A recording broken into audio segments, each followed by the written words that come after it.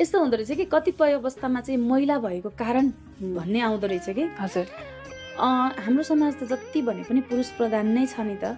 अहिले पनि हामीले जति भन्छौँ केवल कानुनमा हामीले बराबर प्रतिशत भने तापनि व्यवहारमा चाहिँ त्यो पुरा आइसकेको त छैन। हजुर त्यही कारणले गर्दाखेरि चाहिँ अब नारीहरूले हरेक ठाउँमा जुझ्छन् क्या नारीहरू, जुनसुकै फिल्डमा अगाडि बढे पनि उनीहरूलाई चुनौती चाहिँ छ।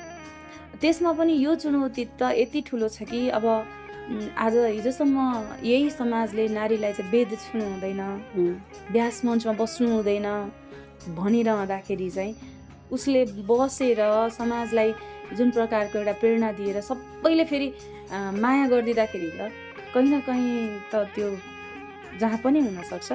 र त्यस्ता चुनौती त मैले त धेरै नै भोगेको छु। तर मलाई कस्तो लाग्छ भने नि म खुसी हुन्छु कि त्यो चिजसँग।